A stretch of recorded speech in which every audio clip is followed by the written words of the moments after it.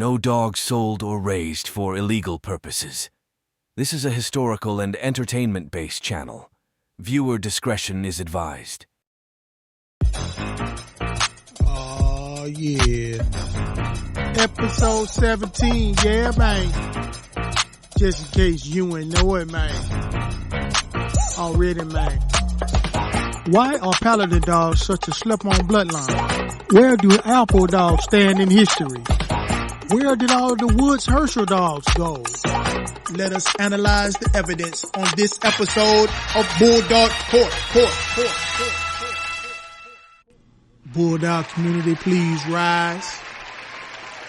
This is your host, Get a Hold James, because we got to get a hold of the game. Court is now in session. Oh, shucky ducky quack on back. Oh man. So welcome to another episode of Bulldog Court. This is your host, Get a Hold James, because we got to get a hold of the game. In many cases, boy, we gotta scratch it like a wild billy goat or a wild horse or something. You know what I'm saying? Hang on for dear life. Gotta put it in a chokehold. I gotta knock it out and wait till you come back to again. You know what I'm saying? Just to get a handle on things in the game. But, I'm so happy to be on tonight. You could have been anywhere else in the Bulldog streets, but you're here with me. And I don't take it for granted. You're underdid. And, just looking back at last week's episode, all the different topics, I'd like to thank all the people that commented throughout the week, that commented while the show was going on, and answered the questions and, put their 2 cents in to the Bulldog community as to what they think about the different topics on last week. But I'm not gonna hold you. I digress. We won't stress, but we are gonna get into these cases this evening. You did. So, but before we start, I have to say this every time. I am not the judge nor jury, for it is up to you, the Bulldog community, to decide which way the tide may roll. For my first case, why are Paladin dogs such a slip-on bloodline? And I really don't have the answer to this. This really is a situation where I'm going to lean on the Bulldog community, because I absolutely have no reason. People will come up and say, on one side, they'll say, those dogs quit a lot, they pretty much hard mouth curs, and then you'll hear on the other side, well, yeah, you can say that, but if you know how to mix it right, you won't get a hard mouth cur. You'll get a straight up and down monster, a straight up and down bulldog, a killing machinioso, you know what I'm saying? If you will. But we no longer in those times, I guess, as much. And so people kind of like shook those dogs to the background, And then I hear people say, well, yeah, Paladin dogs, you have to go through so many of them till you get the special one. And then when you get the special one, the whole entire world knows about these dogs. That's the champion Max of the world, the champion Tyrones of the world, the grand champion Flop Flops of the world. Everybody and their mama know about these. When they stomped, they were Sasquatch. You know what I'm saying? You can only slip and fall into their footprints. That's how big of a footprint and an impact that they left on the game. But Airhead Kennels champion Mona is another one. And all her little mates. I think mostly all of them were champions. We hear about Mona, but there were more, she had more little mates that were champions. So, and that was a Boyle's, Monster Man cross. Monster Man, going back to Paladin. But, for those that don't know, Paladin is pretty much a very heavy bred ironhead dog with some Ed Crenshaw blood thrown in. Heavy high satch. High satch is off of Ironhead and Meanie. So they bred, and Meanie is a daughter of Ironhead. So they took Ironhead's daughter, bred him back to Ironhead and got high satch. And so just a very heavy carver dog, known to be a devastating, heavy mouth dog. But I just always curious to understand and want to understand why people have such mixed reviews, about this particular bloodline. And there are some people who, they're going to down their sword about that bloodline. And there's other people that think that the bloodline is just straight up. Yeah, that's right. Trash. They think it's no good, my friend. You know what I'm saying? And then other people is like, nah, those guys who say that don't know what they're doing with it. They don't know how to breed it. You see dogs, when you look into these pedigrees, you see dogs that are crossed, like a Miss Pac-Man, or Perez and Acart, Miss Pac-Man. I know we was talking about the seldom seen Eli dogs of Acart, Victor Acart, and he had Eli dogs in the beginning. Well, they crossed from Paladin into some Eli and got some more outstanding dogs. And I've seen guys in the Carolinas who had Paladin with termite, or termite and Rufus blood, Hargrove's Rufus. And they were just exceptional animals, like Go Deep's Crow, dogs of that nature. But I just would like to, hear everybody else's thoughts on the Paladin bloodline. What did you think about it? Would you use it with a cross? A lot of guys in the Carolinas back in the 80s, early 90s were beginning to cross Paladin in with a lot of Red Boy to get their dogs. You have quite a few animals that were crossing that way. What do you say about these bloodlines, this Paladin bloodline, either increased, declined, or, if you feel like it fell off, let's speak on it. If you feel like it never was really that good in the first place, speak on it. If you feel like, people need to know how to breed it, then say that also. This is just my case that I'm presenting to the Bulldog community concerning the Paladin dogs, because, this is a bloodline that we don't hear a lot about. And it could be for good reason, because they might be, and then it could be also too that people don't know what they're doing with it. They don't know how to breed it. So, for the case of why are Paladin dogs such a slept-on bloodline, this case is now dismissed. We'll get back to the show after these important messages. Check out one of the best dog talk shows out here, Bulldoggin' with Bo, on Dogman TV, Thursdays and Sundays, 7 p.m. Central Standard Time. Shout out to his co-host, Nonstop. Oh, yeah. For my second case, what do the Grand Champion Alpo dogs stand in history? Let us look into this. Now, if you know anything about Grand Champion Alpo, Grand Champion King Alpo, as some people might call him, very impressive resume. Beat champion Leonidas, 4-time winner. And Leonidas had beaten two or three other champions. He beat a grand champion and two other champions. He beat Grand Champion Outlaw, and I forget the other two champions he beat. And then he would turn around and lose to Grand Champion Alpo for the Grand Championship. And by many people's account, that's very impressive. Beat a very tough opponent in the Leonidas dog. And then here comes his production career. And I think that there's been, enough time has passed, a few, some generations have passed. It's been quite some time. I believe Alpo is, no longer with us, so time has passed, and I've been looking at the offsprings and everything. And then, on pairs, you got multiple names of the dog, Alpo, 2-3 different Alpos or whatever. So I look at all three of them and I don't see nothing but, and I said, man, now let me go relook at it again, because you want to give these dogs the benefit of the doubt. And then I said, let me get on my red phone and I'm going to call out from via satellite and get a closer look into what's going on, and I hear some things here and there, but for the most part, because I do not want to call on Jimmy the cricket, prematurely. You understand what I'm saying?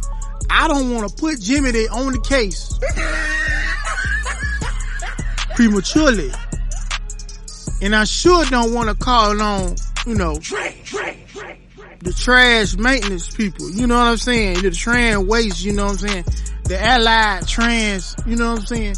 Trash company, you know what I'm saying? The law have mercy to get your ass from out of here, trash company. No. I don't want to call on them until I absolutely have to call on the trash company to come pick them up.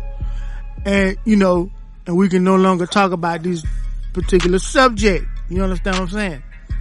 So I began to look and study and look research, so I look at, some grandchildren, some of them, okay, 1, 2, okay.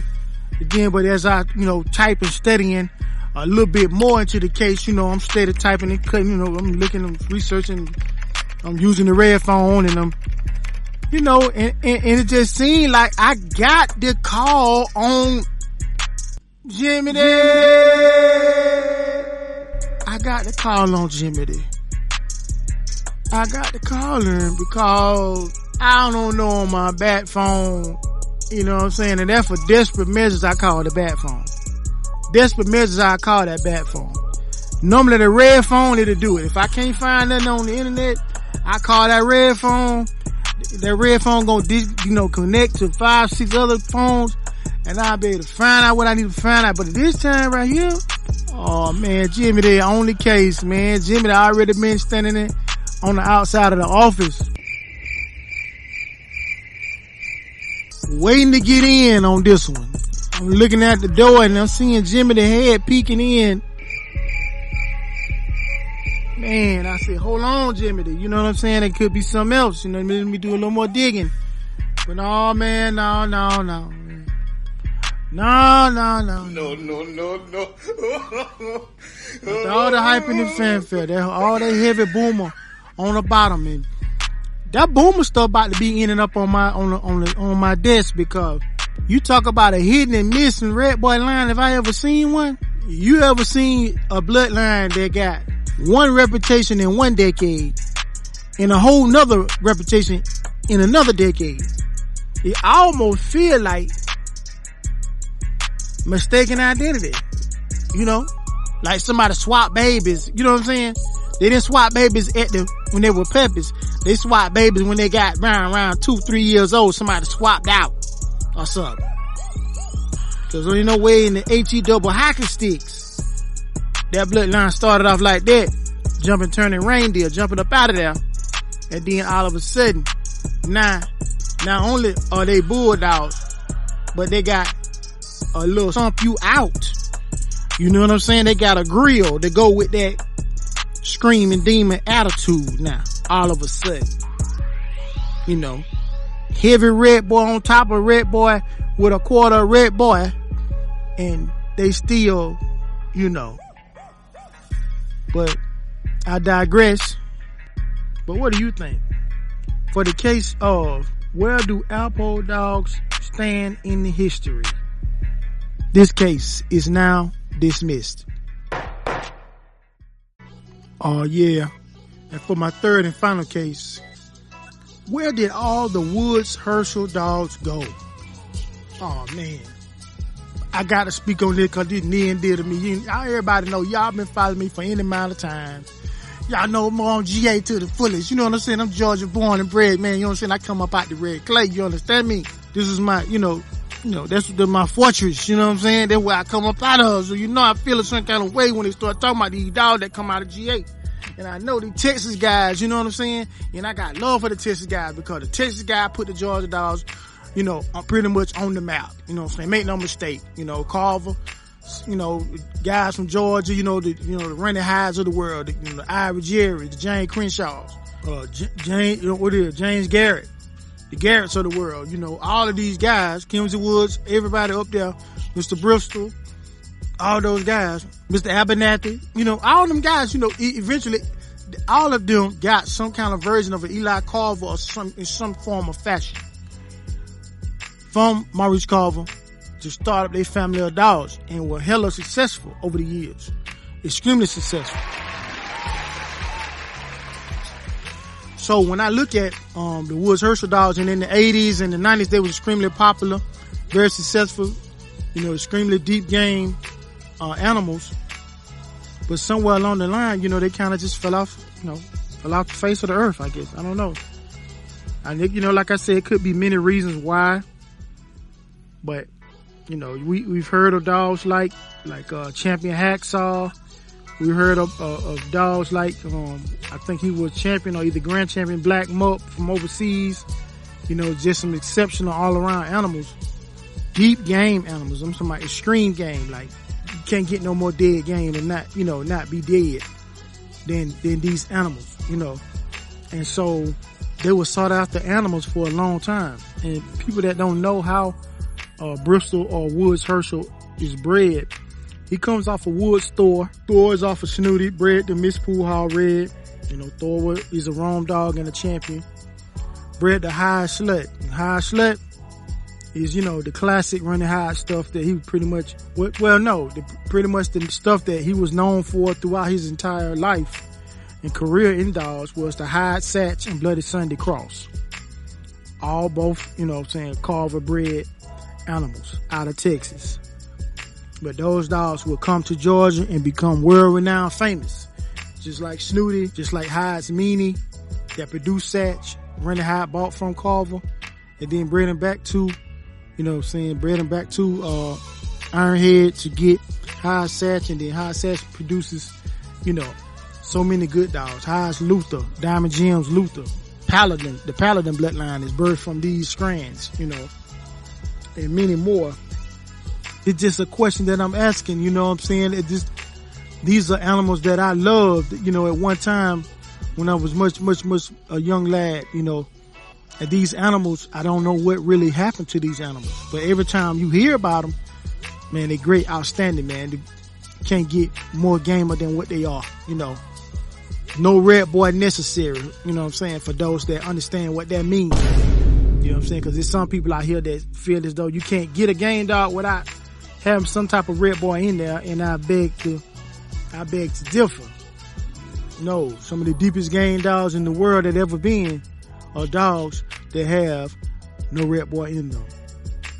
But I digress. This is just something that I'm throwing out there. If you have any information on these strands, the last ones I probably heard of was a dog called Abbott's Kimsey. Abbott's Kimsey probably was the last one that I heard of back in the days. I'm sure there's some still down out Black Mup, or descendants, lineage off of Black Mup overseas. But as far as over here, man, they few and far between.